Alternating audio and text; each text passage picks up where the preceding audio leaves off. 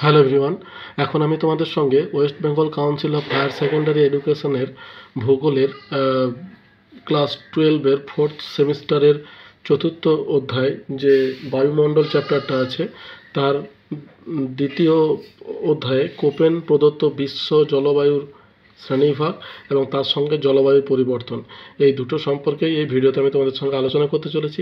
তো তোমরা একটু মন দিয়ে শোনো। তো চলো শুরু করা যাক। তাহলে দেখো, এই যে বিশ্ব জলবায়ুর যে শ্রেণীবিভাগ আছে, এই জলবায়ুর শ্রেণীবিভাগ যে শুধুমাত্র কোপেন করেছেন তাই কিন্তু নয়, কিন্তু আমাদের সিলেবাসের মধ্যে যেহেতু কোপেনটা অন্তর্ভুক্ত করা হয়েছে এবং তারটা সবথেকে বেশি গুরুত্বপূর্ণ, তাই আমাদের কিন্তু কোপেনটা নিয়ে আলোচনা করতে হবে। তো এইটার সম্পর্কে প্রথমে আমি কয়েকটা কথা গুরুত্বপূর্ণ বলে রাখি। সেটা দেখো, বলছে বিভিন্ন সময়ে বিভিন্ন বিজ্ঞানী পৃথিবীর জলবায়ুর শ্রেণীবিভাগ করেছেন। এদের মধ্যে কোপেন প্রদত্ত জলবায়ুর শ্রেণীবিভাগটি বিশেষভাবে গুরুত্বপূর্ণ। এটা কিন্তু পুরো বিশ্বের ক্ষেত্রে, শুধুমাত্র আমাদের ভারতবর্ষ বা পশ্চিমবঙ্গের জন্য নয়। কোপেন সমগ্র পৃথিবীর জলবায়ুকে প্রধান 5টি ভাগে ভাগ করেছেন, যেগুলি ইংরাজি বর্ণমালার 5টি বড় অক্ষর দ্বারা চিহ্নিত। ঠিক আছে, এই যে 5টি বড় অক্ষর দ্বারা চিহ্নিত, যার মধ্যে এটা নির্দেশ করছে তোমার ক্রান্তীয় বৃষ্টি অরণ্যকে, বিটা নির্দেশ করছে তোমার শুষ্ক জলবায়ুকে, সিটা নির্দেশ করছে তোমার উষ্ণ নাতিশীতোষ্ণ বৃষ্টি বহুল জলবায়ুকে, ডিটা নির্দেশ করছে শীতল বরিয়াল জলবায়ুকে এবং ই নির্দেশ করছে তোমার মেরু জলবায়ুকে। ঠিক আছে, তাহলে এই ই পর্যন্তই কিন্তু তার শ্রেণীবিভাগের প্রধান ভিত্তি ছিল। পরবর্তী সময়ে তিনি উচ্চভূমির জলবায়ু বোঝাতে এফ জলবায়ুকে সংযুক্ত করেছিলেন। তাহলে এই হচ্ছে তার জলবায়ুর প্রধান ভিত্তি। দেখো, এই যে তোমার ABCDEF এই যে চারটে তোমার দিয়েছে, এই চারটে যদি তোমরা একটু নিজেদের মগজাস্ত্র করতে পারো, তাহলে কিন্তু তার সঙ্গে বাকিগুলো কিন্তু তোমরা ভালো করে বলতে পারবে। ঠিক আছে, তো এই চারটে হচ্ছে তার মেন কি ওয়ার্ডস। ঠিক আছে, এরপর দেখো আমাদেরকে জানতে হবে যেগুলো, সেগুলো প্রথমে যেটা বলছে জলবায়ু অঞ্চল কাকে বলে। তাহলে কোপেন যে জলবায়ু শ্রেণীবিভাগ করেছিলেন, সেটা কিন্তু তার শ্রেণীবিভাগের মাধ্যমে কিন্তু জলবায়ু অঞ্চলটাও কিন্তু চিহ্নিত করা গেছে। যার জন্য আমাদের প্রথমে যেটা জানতে হবে সেটা হচ্ছে জলবায়ু অঞ্চল। তাহলে একটা নির্দিষ্ট অঞ্চলে যখন নির্দিষ্ট পরিমাণ জলবায়ু দেখতে পাওয়া যায়, তখনই কিন্তু সেটাকে জলবায়ু অঞ্চল বলা হয়। দেখো, পৃথিবীর বিভিন্ন প্রান্তে বিভিন্ন ধরনের জলবায়ু পরিলক্ষিত হয়। যে বিস্তীর্ণ অঞ্চল জুড়ে জলবায়ুর উপাদানগুলির মধ্যে এক প্রকার সমধর্মিতা লক্ষ্য করা যায়, সেই অঞ্চলটিকে একটি জলবায়ু অঞ্চল বলা হয়। ঠিক আছে, তাহলে এটাই হচ্ছে তোমার জলবায়ু অঞ্চলের ডেফিনেশন। এরপরে যে প্রশ্নটা আছে দেখো, বলছে কোপেন প্রদত্ত পৃথিবীর জলবায়ুর শ্রেণীবিভাগের ভিত্তিগুলি কী কী। তাহলে দেখো, কোপেন যে তোমার জলবায়ু শ্রেণীবিভাগ করেছিলেন, তিনি কিন্তু কতগুলো উপাদানের ভিত্তিতে করেছিলেন। সেই ভিত্তিগুলো কী কী, চারটে ভাগে এটাকে ভাগ করা হয়। একটা হচ্ছে স্বাভাবিক উদ্ভিদের বন্টন, 2 নম্বর হচ্ছে অধঃক্ষেপণের কার্যকারিতা বা বৃষ্টিপাতের কার্যকারিতা, 3 নম্বর হচ্ছে বায়ুমণ্ডলীয় অবস্থা, আর 4 নম্বর হচ্ছে বৃষ্টিপাতের সামঞ্জস্য। এবার স্বাভাবিক উদ্ভিদের বন্টনটা দেখো কী বলছে। বলছে কোনো অঞ্চলের স্বাভাবিক উদ্ভিদ ওই অঞ্চলের তাপমাত্রা ও বৃষ্টিপাতের উপর নির্ভরশীল। তিনি স্বাভাবিক উদ্ভিদের সীমানাগুলিকে জলবায়ু অঞ্চলের সীমানা হিসাবে চিহ্নিত করেছিলেন। এবার অধঃক্ষেপণের কার্যকারিতা, বলছে তিনি দ্বিতীয় গুরুত্বপূর্ণ ভিত্তি হিসাবে এটিকে অধঃক্ষেপণের কার্যকারিতাকে বিবেচনা করেন। এই প্রসঙ্গে কোপেন বলেন, বৃষ্টিপাতের সঙ্গে সঙ্গে বাষ্পীভবনের মাত্রার উপরেও উদ্ভিদের বৃদ্ধির হার কিন্তু নির্ভর করে, কারণ উষ্ণ এবং শীতল অঞ্চলের বৃষ্টিপাত এক হলেও বাষ্পীভবনের মাত্রার পার্থক্যের জন্য অধঃক্ষেপণের কার্যকারিতা আলাদা হয়। এরপর ধরো 3 নম্বরে বলছে বায়ুমণ্ডলীয় অবস্থা। বলছে ঋতুভেদে আর্দ্রতা, উষ্ণতা, বাষ্পীভবনের হার, তুষারপাত ইত্যাদি আরও অন্যান্য জলবায়ুগত উপাদানগুলির স্থানিক পার্থক্যকেও কোপেন শ্রেণীবিভাগের বিভাজনের ভিত্তি হিসাবে গুরুত্ব দেন। আর সবশেষে 4 নম্বর আছে দেখো, বৃষ্টিপাতের সামঞ্জস্য। বলছে বার্ষিক বৃষ্টিপাত ও শুষ্কতম মাসের বৃষ্টিপাতের পারস্পরিক সম্পর্ককে জলবায়ুর শ্রেণীবিভাজনে গুরুত্ব দেন। তাহলে এই হচ্ছে তোমার কোপেন প্রদত্ত পৃথিবীর জলবায়ু শ্রেণীবিভাগের ভিত্তি। এরপরে দেখো আছে কোপেন সমগ্র পৃথিবীর জলবায়ুকে কতগুলি প্রধান জলবায়ু ভাগ করেছেন এবং কি কি। তাহলে উনি যে কতগুলো প্রধান জলবায়ু অঞ্চলে ভাগ করেছেন, তার মানে ওই যে তোমার ABCDEF এই যে তোমার ভাগগুলো আছে না, ওই ভাগগুলোই কিন্তু আমাদের বলতে হবে। বুঝতে পারছো, কারণ সেটাই ছিল তার জলবায়ুর শ্রেণীভাগের প্রধান ভিত্তি। তাহলে এখানে দেখো, এটা ছক আকারে দেওয়া আছে, আমি উত্তরটা বলে দিই। দেখো, 6টি প্রধান জলবায়ু অঞ্চলে ভাগ করেন। এ দিয়ে হচ্ছে তোমার আর্দ্র ক্রান্তীয় জলবায়ু, যেটা উদ্ভিদের প্রকৃতি হচ্ছে মেগাথার্ম। বি হচ্ছে তোমার শুষ্ক জলবায়ু, যেটা জেরোফাইট প্রকৃতির উদ্ভিদ জন্মায়। সি হচ্ছে তোমার মধ্য অক্ষাংশীয় নাতিশীতোষ্ণ উষ্ণ আর্দ্র জলবায়ু, যেটা মেসোথার্ম। আর ডি হচ্ছে অতি শীতল আর্দ্র জলবায়ু, যেখানে মাইক্রোথার্ম। ই হচ্ছে মেরু জলবায়ু, যেটা হেকিস্টোথার্ম। আর এফ হচ্ছে চির তুষার আবৃত জলবায়ু, যেখানে কিন্তু কোনো স্বাভাবিক উদ্ভিদ জন্মায় না। বুঝতে পারছো? যার জন্য এখানে কিন্তু একটা ডট দেওয়া আছে। তাহলে এই হচ্ছে তার জলবায়ু শ্রেণীবিভাগের প্রধান কতগুলি ভাগ। এরপর দেখো আছে কোপেনকৃত জলবায়ু পৃথিবীর জলবায়ু শ্রেণীবিভাগ করো। তাহলে এই যে তোমার কোপেন যে পৃথিবীর জলবায়ু শ্রেণীবিভাগ করেছিলেন, এখানে আমরা তো ধরো যে 6টা ভাগ জানলাম, শুধুমাত্র এই 6টা ভাগই ছিল না, তার সঙ্গে সঙ্গে উনি কিন্তু কি করেছিলেন, ছোট ছোট কিছু মানে অক্ষর ব্যবহার করে তার আবার কতগুলো সাব মানে শ্রেণীবিভাগ কিন্তু করেছিলেন। এখন সেই সাব শ্রেণীবিভাগগুলো সম্পর্কে কিন্তু আমাদেরকে জানতে হবে বা আমাদেরকে বলতে হবে। তাহলে দেখো এখানে এই যে দেখো এখানে শ্রেণীবিভাগের ভিত্তিগুলো প্রথমেই দেখো দেওয়া আছে। প্রথমে আমি তোমাদের বলেছিলাম যে এখানে ই পর্যন্ত ভাগ কিন্তু দেওয়া আছে। এফ ভাগটা কিন্তু পরবর্তী সময়ে উনি জয়েন করেছিলেন। তো ওনার যে শ্রেণীবিভাগের ভিত্তিগুলো আছে সেখানে কিন্তু এই ই পর্যন্ত ভাগটা কিন্তু দেখো বর্ণনা করা রয়েছে। তাহলে দেখো প্রথমে কোপেনকৃত জলবায়ু শ্রেণী এবং প্রকারভেদ। প্রথমে জলবায়ু শ্রেণীকে উনি টোটাল এই যে তোমার 5টা ভাগে ভাগ করলেন, যার মধ্যে এ হচ্ছে ক্রান্তীয় বৃষ্টি জলবায়ু, বি হচ্ছে শুষ্ক জলবায়ু, সি হচ্ছে উষ্ণ নাতিশীতোষ্ণ বৃষ্টি জলবায়ু, ডি হচ্ছে তোমার শীতল তুষারময় আরণ্যক জলবায়ু, ই হচ্ছে তোমার মেরুদেশীয় জলবায়ু। ঠিক আছে? এবার দেখো শুষ্ক ঋতুতে এটা চিহ্ন হলো। এবার শুষ্ক ঋতুতে উনি সেগুলিকে আবার এফএসডাব্লিউ এরকম কতগুলো ভাগে ভাগ করেছেন, যেগুলো আমরা জানতে পারছি। দেখো এবারে এ জলবায়ুর ভাগটা দেখো আলোচনা করছে। এ মানে তাহলে কি হলো, এ হচ্ছে তোমার ক্রান্তীয় বৃষ্টি জলবায়ু। এবার ক্রান্তীয় বৃষ্টি জলবায়ুকে দেখো কতগুলো তোমার সাব বিভাগে ভাগ করছেন। এর মধ্যে শুধু এ বলতে কি বলছে, ক্রান্তীয় বৃষ্টি জলবায়ুকে বোঝাচ্ছে। ঠিক আছে? তাহলে এফ কোনটাকে বলছে, ক্রান্তীয় আর্দ্র জলবায়ু, এবং এফ হচ্ছে শুষ্কতম মাসের বৃষ্টিপাত অন্তত 6 সেন্টিমিটার। এই জলবায়ুতে উত্তাপ এবং বৃষ্টিপাতের ঋতুগত পার্থক্য ন্যূনতম এবং উভয়ই সারা বছর অধিক থাকে। এ ডাব্লু কোনটাকে বলছে, ডাব্লু হচ্ছে তোমার শীতকাল শুষ্ক।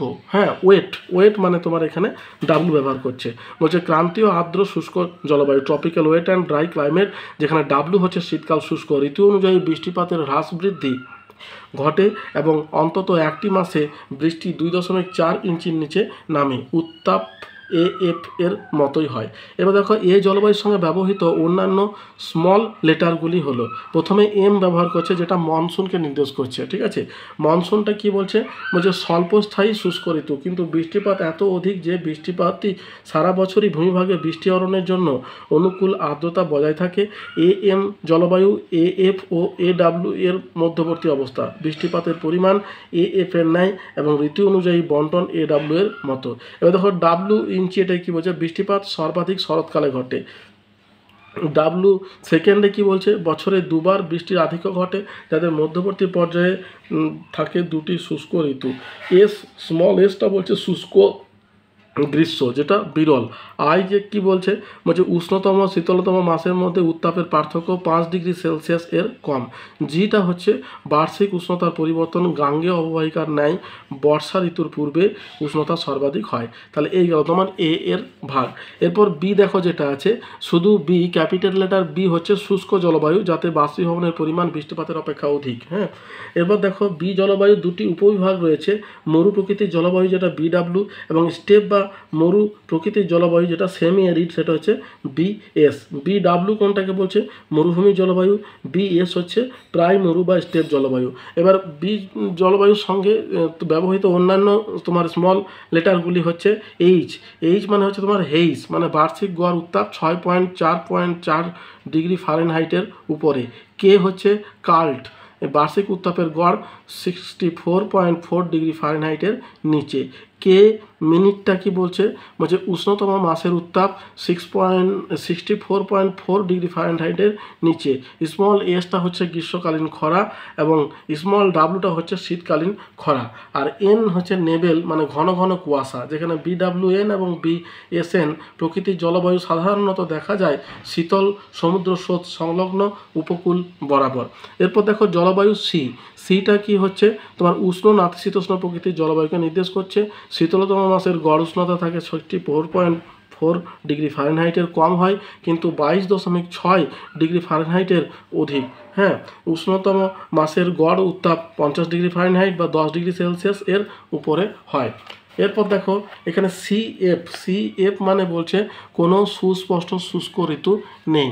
নেক্সট আছে দেখো CW বলছে শুষ্ক শীতের শুষ্কতম মাসের থেকে অন্তত 10 গুণ বেশি বৃষ্টিপাত গ্রীষ্মের আর্দ্রতম মাসে হয়ে থাকে। CS হচ্ছে শুষ্ক গ্রীষ্মের শুষ্কতম মাসের থেকে অন্তত 3 গুণ বেশি বৃষ্টিপাত শীতের আর্দ্রতম মাসে হয়। এবার দেখো সিটা কি বলছে, জলবায়ুর সঙ্গে ব্যবহৃত অন্যান্য স্লথ লেটারগুলি হচ্ছে, প্রথমে স্মল এ বলছে উষ্ণ গ্রীষ্ম, উষ্ণতম মাসের গড় উত্তাপ 71.6 ডিগ্রি ফারেনহাইট বা 22 ডিগ্রি সেলসিয়াসের অধিক।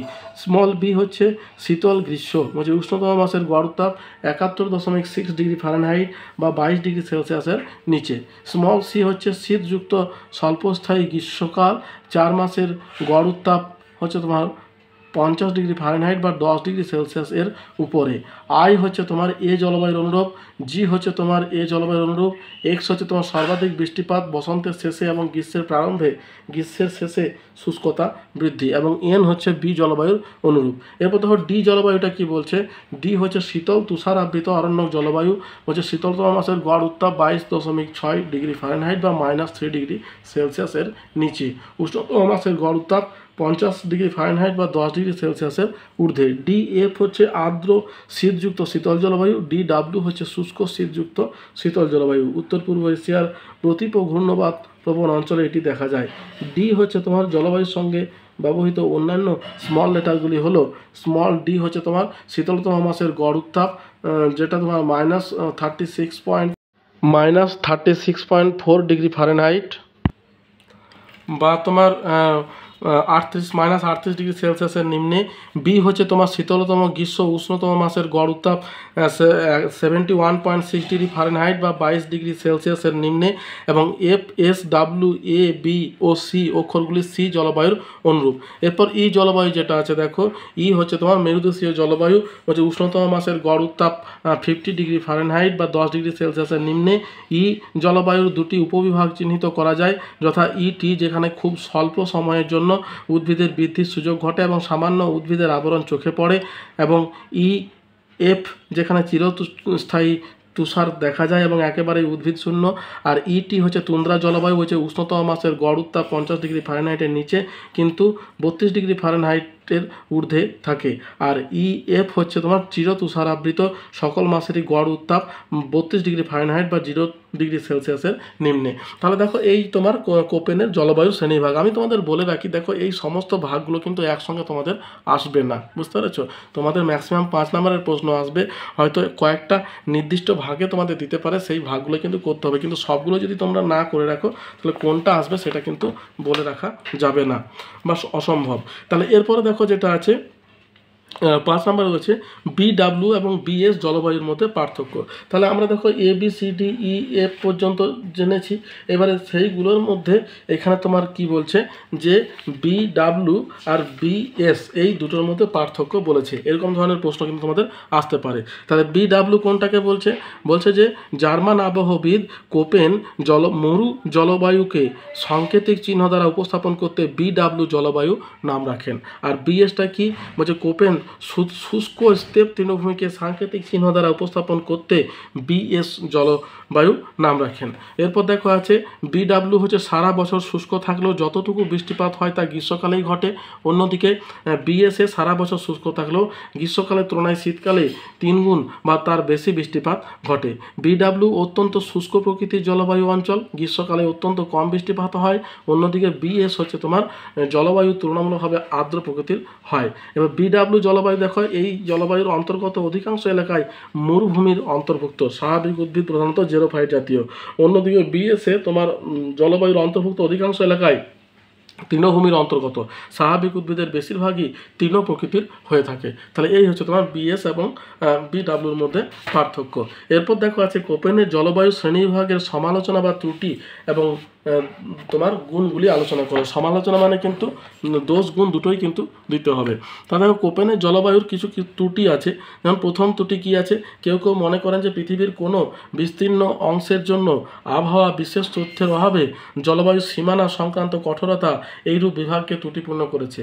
2 নাম্বার, তারা উল্লেখ করেছেন যে এর ফলে জলবায়ু অঞ্চলের প্রাকৃতিক ও সাংস্কৃতিক বৈশিষ্ট্যের অসঙ্গতি লক্ষ্য করা যায়। 3 নাম্বার বলছে, অনেকে বলেন যে কিছু কিছু জলবায়ুর শ্রেণীবিভাগে নির্দিষ্ট প্রাকৃতিক বৈশিষ্ট্যের কথা মনে রাখলেও অন্যত্র কোপেন কোনো সুশৃঙ্খল নীতি মানেননি। 4 নাম্বার বলছে, এটাও বলা হয়েছে যে কোপেন নিম্নভূমির জলবায়ুর বিভাগের জন্য যে সূত্র নির্দেশ করেছেন উচ্চভূমিতে তা প্রয়োগ করা সঠিক হয়নি।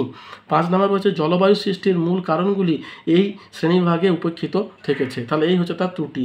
আর গুণগুলি কি আছে বলছে, কোপেনের জলবায়ুর বৈশিষ্ট্য হচ্ছে 1 নাম্বার, জলবায়ুর প্রকারভেদ নির্দেশে কতগুলি আক্ষরিক চিহ্নের প্রয়োগ করা হয়েছে, যে অক্ষরগুলির প্রত্যেকটি অর্থবহ। ঠিক আছে। 2 নাম্বার কি, পৃথিবীর জলবায়ুর সাধারণ বিন্যাস সুন্দরভাবে কোপেনের শ্রেণীবিভাগে দেখানো যায় এবং উল্লেখযোগ্য সংখ্যায় জলবায়ুর বিভাগই যথেষ্ট যুক্তিগ্রাহ্য বলে বিবেচিত হয়। 3 নাম্বার হচ্ছে, উষ্ণতা এবং বৃষ্টিপাতের যে পরিসংখ্যানের উপর নির্ভর করে শ্রেণীবিভাগটি বলা হয়েছে তা পরিমাপ করা এবং তার তথ্য পাওয়া সহজ ব্যাপার। 4 নাম্বার হচ্ছে, সংখ্যাতাত্ত্বিক দিকটি গুরুত্ব পাওয়ায় এই শ্রেণীবিভাগ খুবই সুনির্দিষ্ট। 5 নাম্বার হচ্ছে, নতুন ধরনের জলবায়ু এই শ্রেণীবিভাগে সহজে যুক্ত হয়ে যেতে পারে। তাহলে এই হচ্ছে কতগুলো গুণাবলী। দেখো, এর কিছু গুণ আছে বলেই পৃথিবীতে অনেকেই জলবায়ুকে অঞ্চলে পৃথিবীকে ভাগ করেছে, কিন্তু কোপেনটাই সব থেকে গৃহীত। এই গুরুত্বটা কিন্তু তার আছে। তার কারণ তিনি কতগুলি সুনির্দিষ্ট ওই অক্ষর দ্বারা কিন্তু নির্দিষ্ট জলবায়ুকে নির্দেশ করেছেন এবং তার সাব বিভাগ বোঝানোর জন্য আবার ছোট ছোট কিছু জলবায়ুর ভাগ কিন্তু তিনি দেখিয়েছেন। তাহলে এই হচ্ছে তার দুর্বলতা। তাহলে এটা গেল তোমার কোপেনের জলবায়ুর শ্রেণীবিভাগ। এরপর দেখো আমাদের যেটা জানতে হবে জলবায়ুর পরিবর্তন।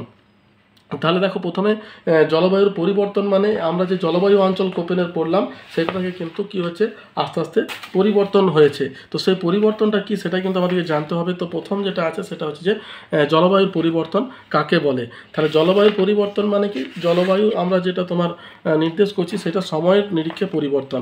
বলছে সুদীর্ঘ সময়ের পরিপ্রেক্ষিতে বা ভূতাত্ত্বিক সময়কালের পরিপ্রেক্ষিতে যখন জলবায়ুর ব্যতিক্রম বা বিচ্যুতি পরিলক্ষিত হয় তখন তাকে জলবায়ুর পরিবর্তন বলা হয়।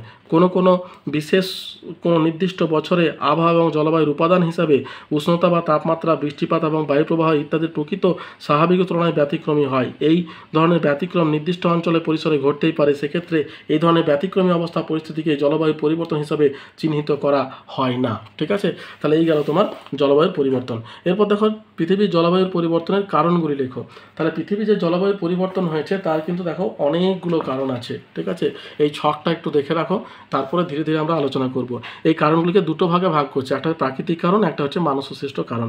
এর প্রাকৃতিক কারণকে মহাজাগতিক আর অভ্যন্তর এই দুটি ভাগে ভাগ করছে। মহাজাগতিক মানে কি, মহাজাগতিক মানে মহাজগৎ, অর্থাৎ পৃথিবীর তার কক্ষের সঙ্গে অবস্থা, সূর্যের প্রভাব, সৌর কলঙ্ক, এইগুলো কিন্তু একটা বিশাল ব্যাপার, যেটাকে তোমার বাহ্যিক বা মহাজাগতিক বা অপার্থিব। আর পার্থিব যেটা অভ্যন্তরস্থ, অর্থাৎ পৃথিবীর উপরে এবং নিচের যে আমরা যে আছি এইটার কারণগুলিকে। মহাজাগতিককে দেখো দুটো ভাগে ভাগ করছে, একটা পৃথিবী এবং সূর্য সম্পর্কের পরিবর্তন, জ্যোতির্বিজ্ঞান তত্ত্ব, আর অন্যদিকে সৌরশক্তির উপাদানের তারতম্য, যেটা সৌর কলঙ্ক তত্ত্ব। আর পৃথিবী সূর্যের পরিবর্তনের যে ইয়েগুলো আছে সেইগুলোকে দেখো আরও 5টা ভাগে ভাগ করছে। একটা পৃথিবীর অক্ষের কৌণিক মানের তারতম্য, পৃথিবীর কক্ষপথের পরিবর্তন, পৃথিবীর অনুসূর অবস্থানের অয়ন চলন, মেরু অক্ষের স্থানান্তর, পৃথিবীর আবর্তনের পরিবর্তন। তাহলে এই গেল তোমার আমাদের প্রাকৃতিক কারণ। আর প্রাকৃতিক কারণের মধ্যে যেটা পার্থিব যেটা আছে সেটাকে আবার দেখো 3টে ভাগে ভাগ করছে। একটা ভূসংক্ষোভজনিত কারণ, বায়ুমণ্ডলের গঠনগত পরিবর্তন, আর সমুদ্রপৃষ্ঠের তাপমাত্রার পরিবর্তন। ভূসংক্ষোভজনিত কারণকে আবার 4টে ভাগে ভাগ করছে, যা পাত সঞ্চালন, মহীসঞ্চরণ, পর্বত সৃষ্টির তত্ত্ব এবং অগ্নুৎপাত। ঠিক আছে। এবার দেখো এই ভাগগুলো সম্পর্কে আমাকে এক এক করে জানতে হবে। প্রথমে প্রাকৃতিক কারণ যেটা আছে, প্রাকৃতিক কারণকে দেখো দুটো ভাগে ভাগ করছে, একটা হচ্ছে অপার্থিব, একটা হচ্ছে পার্থিব। তাহলে অপার্থিব কারণের মধ্যে কি আছে, অপার্থিব কারণের মধ্যে দেখো পৃথিবী এবং সূর্যের, এই যে দেখতে পাচ্ছ পৃথিবী সূর্যের সম্পর্কে পরিবর্তন এবং সৌরশক্তির উপাদানের তারতম্য বা সৌর কলঙ্ক। তো এবারে আমরা এই যে সৌর পৃথিবী এবং সূর্যের সম্পর্কের পরিবর্তনের মধ্যে যে ভাগগুলো আছে সেটা আমরা আলোচনা করব, ঠিক আছে।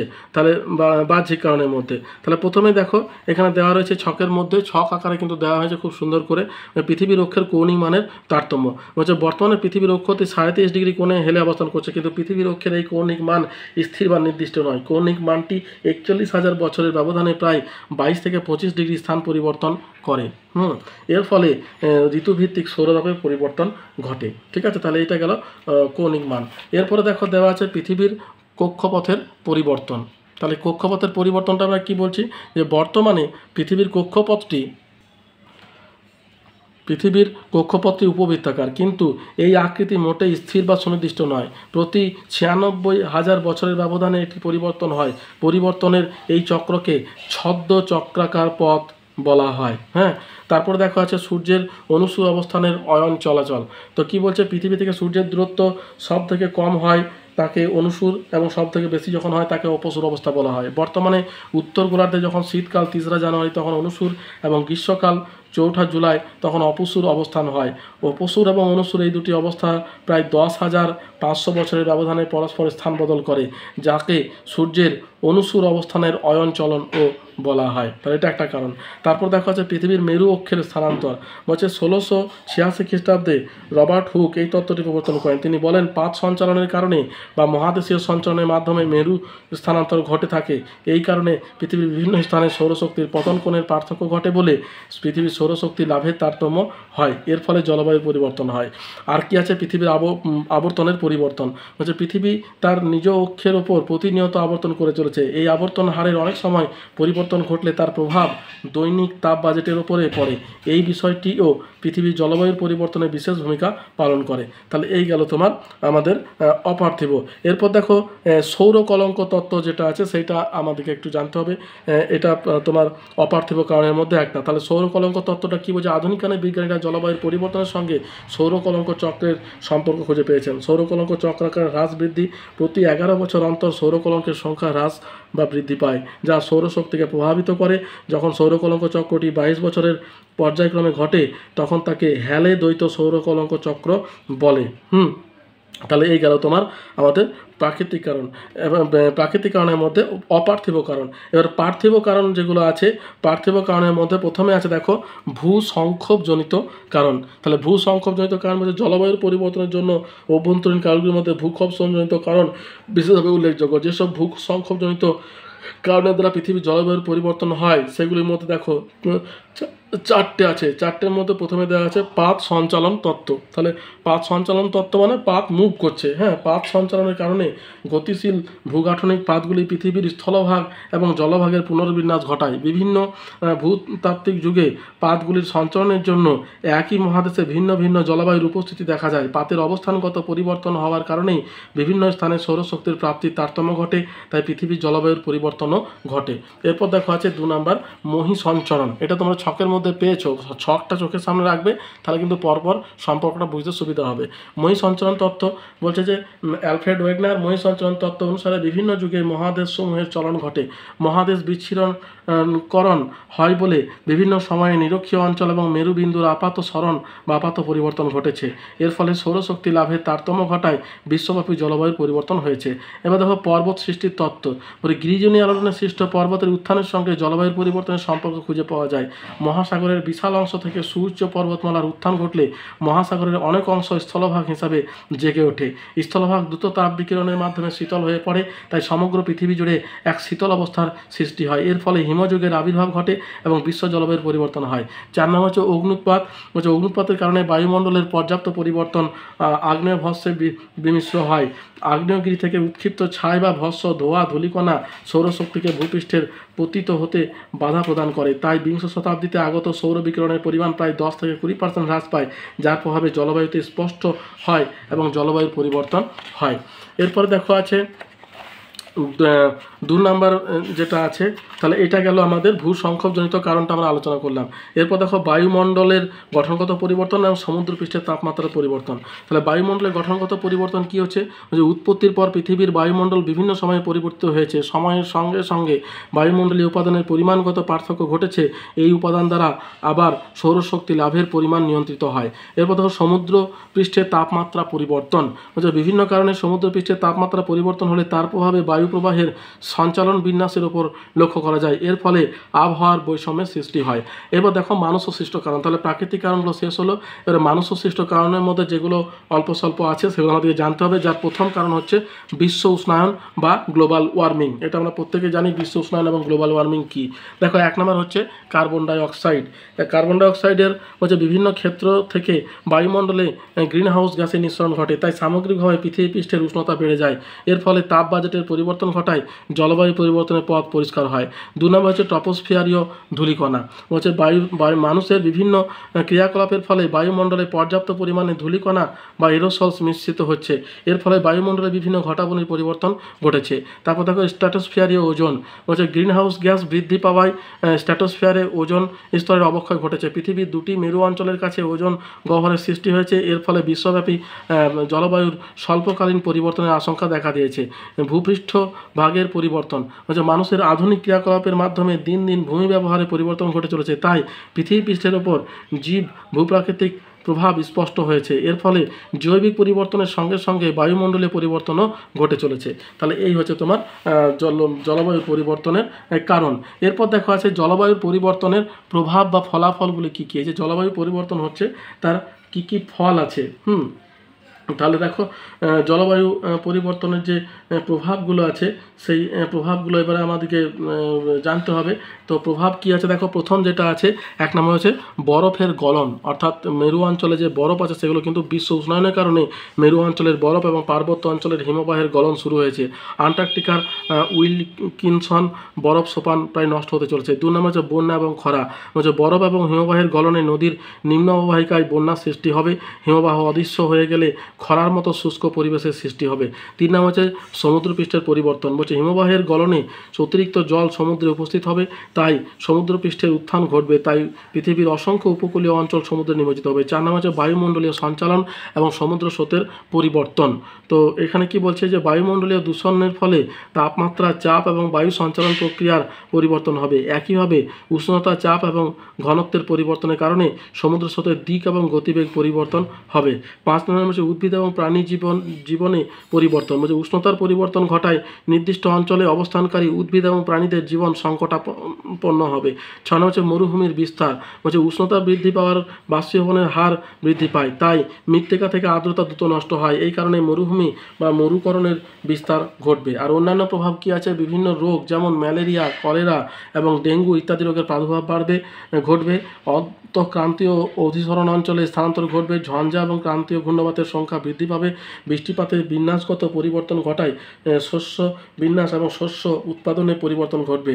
ভূ রাজনীতির পরিবর্তন হবে, যার প্রভাব আন্তর্জাতিক বাণিজ্যের উপর বিপুল মাত্রায় স্পষ্ট হবে। তাহলে এই গেল তোমার ফলাফল। এরপর দেখো জলবায়ু পরিবর্তনের প্রমাণগুলি লেখো। তাহলে এই যে জলবায়ুর পরিবর্তন হয়েছে তার প্রমাণ কি কি আছে যেগুলো দেখে আমরা বলতে পারি। তাহলে দেখো যে প্রমাণগুলো আছে সেই প্রমাণগুলো বিভিন্ন উৎস এবং ঘটনাবলী থেকে জলবায়ুর পরিবর্তনের প্রমাণ পাওয়া যায়। তবে জলবায়ুর পরিবর্তন শুধুমাত্র বর্তমানে পরিলক্ষিত হয় না, অতীতের বিভিন্ন সময়েও পরিবর্তন পরিলক্ষিত হয়েছে। যেসব উৎস থেকে জলবায়ুর পরিবর্তনের প্রমাণ পাওয়া যায় তা নিম্নে আলোচনা করা হলো। এ দিয়ে দেখো দেওয়া আছে যে মহাসাগর এবং হ্রদের মধ্যে সঞ্চিত অবক্ষেপ থেকে, মানে যে সঞ্চিত যে পলি আছে তার অবক্ষেপ থেকে বুঝতে পাওয়া যায়। এবার সেই পলিগুলো দেখো 3টে ভাগে এগুলোকে আলোচনা করা হয়। সামুদ্রিক জৈব অবক্ষেপ। সামুদ্রিক জৈব পললের মধ্যে বিভিন্ন ধরনের প্রাণীর জীবাশ্ম পাওয়া যায়। এইসব জীবাশ্ম বিশ্লেষণ করে অতীতকালের জলবায়ুর পরিবর্তনের ধারণা পাওয়া যায়। রেডিও কার্বন ডেটিং পদ্ধতির সাহায্যে প্লাঙ্কটন জাতীয় প্রাণীর দেহাবশেষ ঠিক কোন সময়ে সমুদ্র তলদেশে সঞ্চিত হয়েছিল তাও অনুধাবন করা সম্ভব হয়। 2 নম্বরে সামুদ্রিক অজৈব অবক্ষেপ বা ভার্ব। বলছে বিভিন্ন ভূতাত্ত্বিক সময়কালে হ্রদের মধ্যে পলি বা অবক্ষেপ পর্যায়ক্রমে সূক্ষ্ম এবং মোটা পলি হিসাবে স্তরে স্তরে সঞ্চিত হয়, একে ভার্ব বলে। এই ধরনের অবক্ষেপ পর্যবেক্ষণ করে অতীতের জলবায়ুর পরিবর্তনের সপক্ষে প্রমাণ পাওয়া যায়। তারপর হচ্ছে সমুদ্রপৃষ্ঠের পরিবর্তন, বলছে বিভিন্ন ভূতাত্ত্বিক যুগে সমুদ্রপৃষ্ঠের উচ্চতাগত পরিবর্তন ঘটেছে। নিবিড় গবেষণায় এই বিষয়টি পরিলক্ষিত। ভূগাঠনিক আলোড়ন এবং জলবায়ু পরিবর্তনের মাধ্যমেই এই ঘটনা ঘটে থাকে। বায়ুমণ্ডলের তাপমাত্রা বৃদ্ধি পেলে মেরু দেশের বরফের গলন হয়, তাই সমুদ্রে জলের সরবরাহ বাড়ে, সমুদ্র জলপৃষ্ঠের উচ্চতা বাড়ে। অতীতের বিভিন্ন সময়ে সমুদ্রপৃষ্ঠের উচ্চতাগত এই পরিবর্তন জলবায়ুর পরিবর্তন সম্পর্কে গুরুত্বপূর্ণ প্রমাণ। এবার দেখো ভূপৃষ্ঠস্থ প্রমাণ কী কী আছে। এক নম্বর আছে দেখো অতীতের হিমবাহের চিহ্ন, বলছে অতীতকালে হিমবাহের অগ্রগমন বা সম্প্রসারণ এবং পশ্চাদপসারণ বা সংকোচনের চিহ্ন অনুধাবন করা যায়, যার দ্বারা জলবায়ুর পরিবর্তনের প্রমাণ পাওয়া যায়। ঠিক আছে। 2 নম্বর আছে বরফের স্তরের গভীরতা, বলছে অতীতের জলবায়ুর নিদর্শন সমীক্ষা করার জন্য গ্রিনল্যান্ড এবং আন্টার্কটিকা বরফের স্তরের উপর নিবিড় পর্যবেক্ষণ করা হয়। গ্রিনল্যান্ডে যে নমুনা সংগ্রহ করা হয় তা GIPS-2 নামে পরিচিত। এই স্থানে 3050 মিটার গভীরতা থেকে বরফের কেন্দ্রকের নমুনা সংগ্রহ করে 1,10,000 বছরের পুরো জলবায়ু বা প্রাচীন জলবায়ু সম্পর্কে ধারণা পাওয়া যায় এবং বিভিন্ন বছর সময়ে পৃথিবীর জলবায়ুর পরিবর্তন স্পষ্ট কিন্তু বোঝা যায়। তারপরে দেখো 3 নম্বর আছে অপহিমবাহ বা পরিহিমবাহ সম্পর্কিত প্রমাণ, বলছে হিমবাহ অধ্যুষিত অঞ্চলের নিচের অংশে কিংবা চারিদিকের প্রান্তীয় অংশকে অপহিমবাহ বা পরিহিমবাহ অঞ্চল বলা হয়। পরিহিমবাহ অঞ্চলগুলি মহাদেশীয় বরফের কাছাকাছি অঞ্চলে অবস্থান করে, তবে বরফাবৃত নয় এমন অঞ্চলগুলি আজকের থেকে অনেক বেশি ভিন্ন জলবায়ু অনুভব করেছে। তারপর দেখো পরাগরেণু বিশ্লেষণ, বলছে বিভিন্ন ধরনের ফুলের পরাগরেণুর বিশ্লেষণের জীবাশ্ম জলাশয়ের নিচে অবক্ষেপণের মধ্যে সঞ্চিত থাকে এবং ধীরে ধীরে তা জীবাশ্মে পরিণত হয়, তবে অবক্ষেপণের বিভিন্ন স্তরে পরাগরেণুর প্রকৃতিগত পার্থক্য স্পষ্ট হয়, যা বিভিন্ন ধরনের জলবায়ুকে পরিস্ফুট করে। তারপরে 5 নম্বর দেখো দেওয়া আছে লবণ হ্রদ, বলছে লবণের সঞ্চয় হলো এক ধরনের প্রাচীন অবক্ষেপ যা বাষ্পীভূত সঞ্চয় নামে পরিচিত। যে সময়ে লবণের অবক্ষেপগুলি গড়ে ওঠে সে সময়ে দীর্ঘকালীন শুষ্ক আবহাওয়া বিরাজ করত।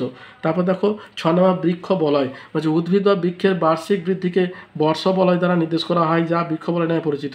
উষ্ণতা এবং বৃষ্টিপাতের তারতম্যের অনুসারে বৃক্ষ বলয়গুলি সমকেন্দ্রিক ও বৃত্তাকার রূপরেখা অবস্থান করে।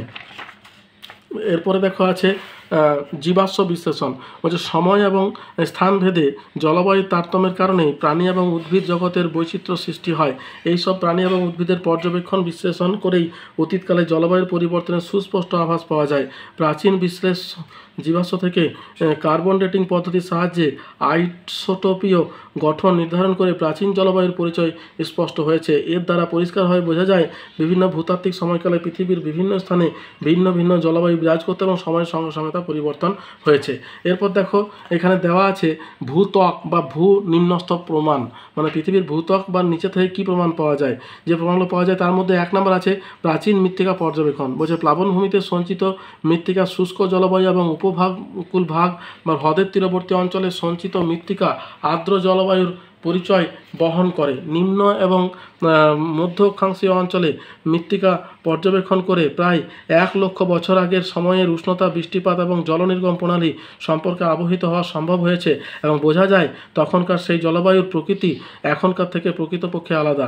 তারপর দেখো জীবাশ্ম বালিয়াড়ি পর্যবেক্ষণ, বলছে জীবাশ্ম বালিয়াড়ির পর্যবেক্ষণের মাধ্যমে পৃথিবীর জলবায়ুর পরিবর্তনের ধারা সম্পর্কে ধারণা পাওয়া যায়। বালির বিভিন্ন কণার রন্ধ্রে ভৌমজল থেকে রাসায়নিক যৌগের অবক্ষেপ দ্বারা যখন বালিয়াড়ি সম্পৃক্ত হয় তখন তাকে জীবাশ্ম বালিয়াড়ি বলে। এই ধরনের বালিয়াড়ি মরু জলবায়ুর অবস্থা প্রকাশ করে।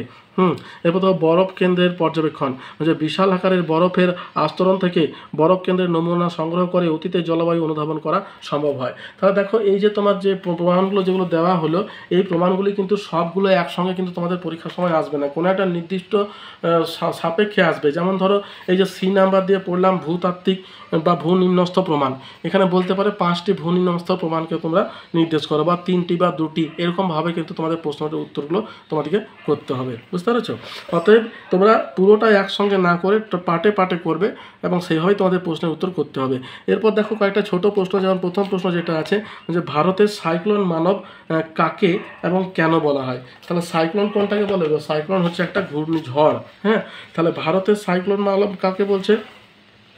বলছে ভারতের আবহাওয়া দপ্তরের বিজ্ঞানী এবং director general doctor Mrityunjay Mohapatra 2007 সাল থেকে বিভিন্ন সময়ে ফাইলিন, হুদহুদ, তিতলি, ফণী, উমপুন এর মতো ঘূর্ণিঝড়ের সঠিক তথ্য প্রদান করে চলেছেন। এর ফলে সময়োপযোগী উদ্যোগ গ্রহণের মাধ্যমে বহু মানুষের জীবনহানি, সম্পত্তির ক্ষয়ক্ষতির আটকানো গেছে।